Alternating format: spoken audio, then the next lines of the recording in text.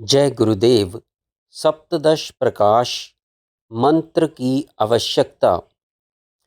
हमारे जितने भी धर्म ग्रंथ हैं वे सब देवता और मंत्र का ही प्रतिपादन करते हैं। इसलिए जितने भी धर्म कर्म हैं वे सभी देवता मंत्र के साथ संलग्न हैं।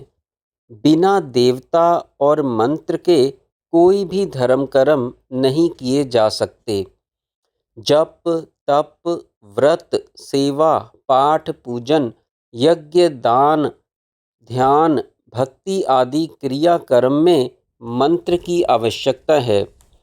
बिना मंत्र और देवता के चाहे कोई भी सकाम काम्य कर्म किया जाए वह तामसिक होता है। जैसे बिना मंत्र बोले अग्नि में हवन करना व्यर्थ है और उसका फल भी दुख रूप अज्ञान ही होता है। धर्मशास्त्र कथनानुसार मंत्र और देवता के बिना काम्य कर्म करने वालों के सभी कर्म निष्फल होते हैं, क्योंकि मंत्र शक्ति के देवता ही कर्मकर्ता के मंत्र और क्रिया अनुसार फल देते हैं। जो लोग अपने कामना युक्त धर्म कर्म के फल की सिद्धि चाहते हैं वे मंत्र द्वारा देवताओं की आराधना करते हैं, क्योंकि इस मनुष्य लोक में केवल मात्र एक ईश्वर के अलावा अन्य सभी देवता मनुष्य के काम्य कर्म, यज्ञ, क्रिया, हवन, जप, बलि आदि से संतुष्ट होते हैं और कर्ता के क्रिया कर्म से देवता प्रसन्न होकर मनोवांछित फल देते हैं। सत्कर्म पुण्य का फल सुख रूप ऐश्वर्य और असत पाप कर्म का फल दुख रूप रोग शोक दीनता दरिद्रता के देने वाले देवता हैं। देवता कई प्रकार के हैं और उनकी उपासना के मंत्र एवं क्रिया कर्म भी नाना प्रकार के हैं, जिनका वर्णन धर्मशास्त्र और मंत्र शास्त्र में विस्तार से किया गया है। मंत्र शक्ति प्रत्यक्ष है।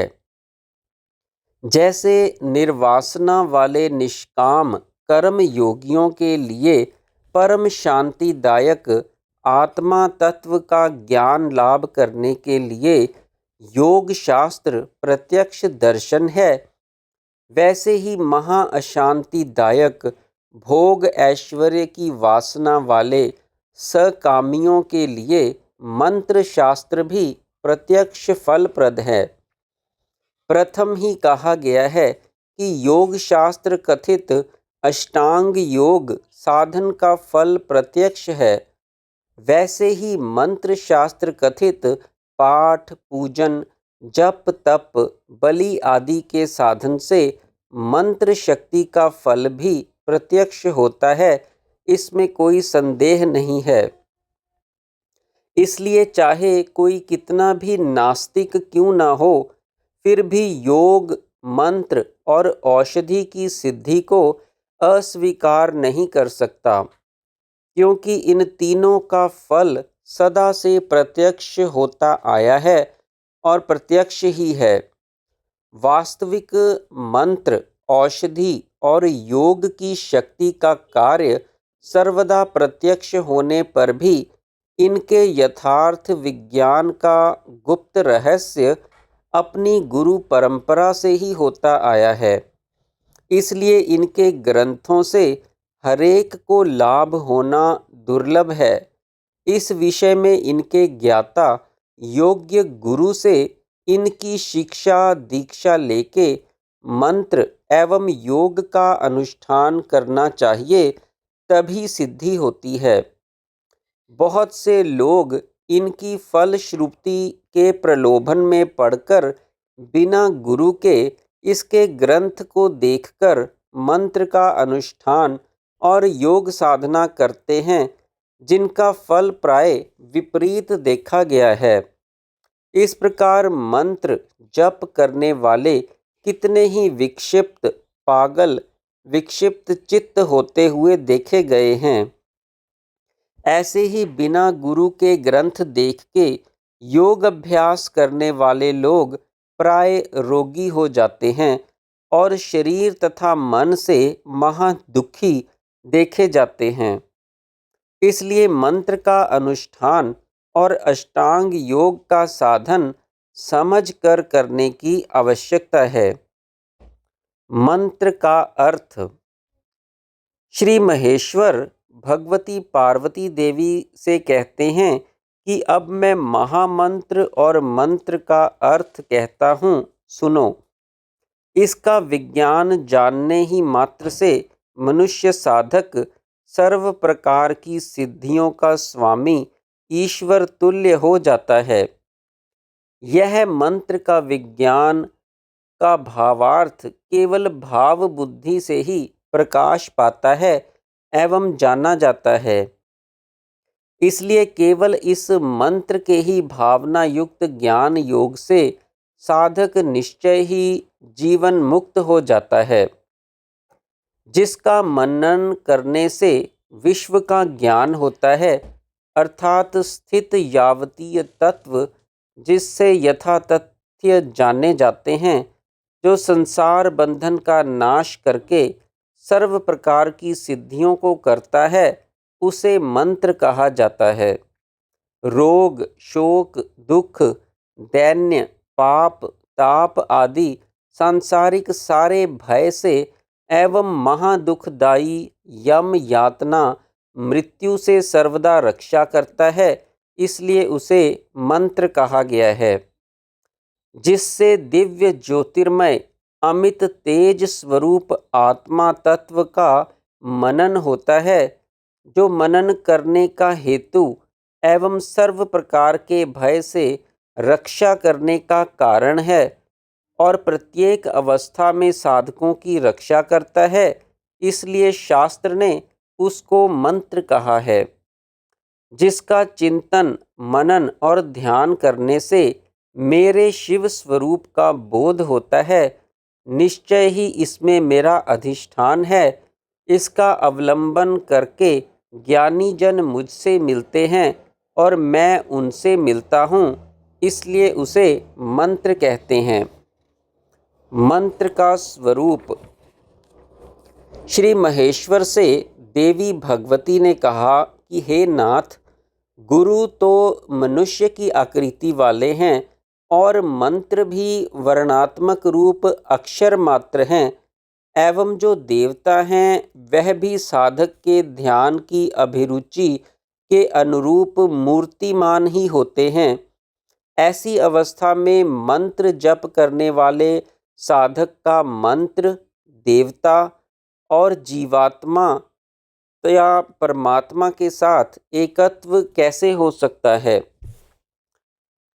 श्री महेश्वर बोले कि हे देवी, जब योग सामर्थ्य वाले मंत्र सिद्ध सद्गुरु के मुख से कहे हुए महामंत्र को ग्रहण करके साधक जपता है, तो जिस देवता का जो बीज मंत्र है, वह मंत्र बीज अक्षर ही निश्चय उसी देवता का मूर्ति रूप हो जाता है।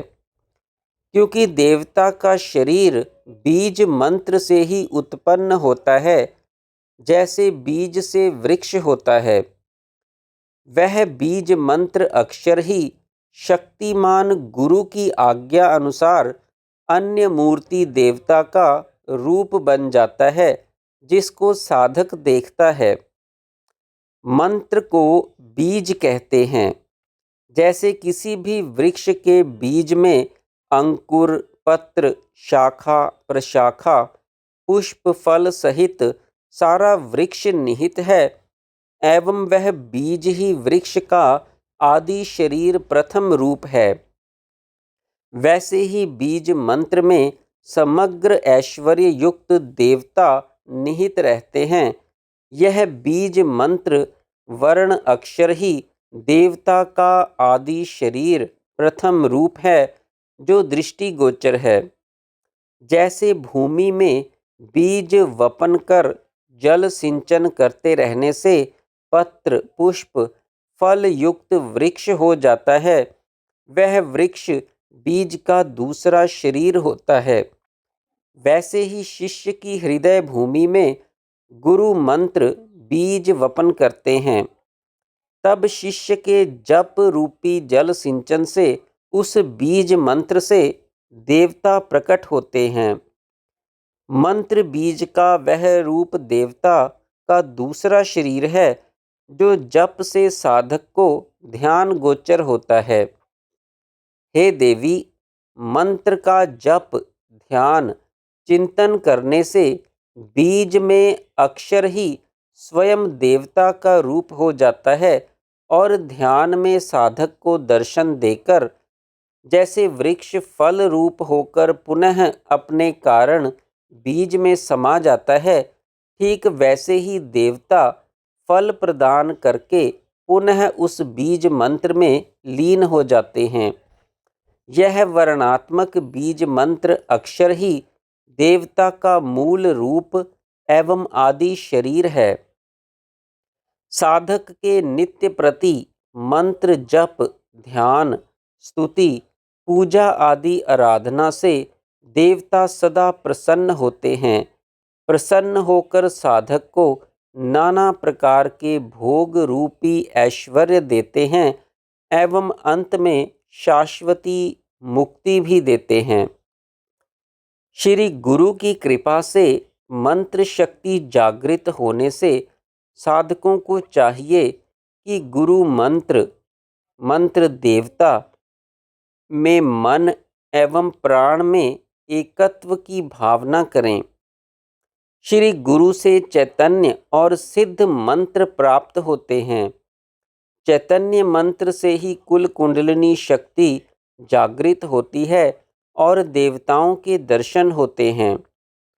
देवताओं के दर्शन से ही मन प्राण का लय साधित होता है और मन प्राण का लय होने से साधक की समाधि होती है। इस प्रकार गुरु, मंत्र और देवता में एकत्व की भावना करके मंत्र जप करने से भाव समाधि होती है।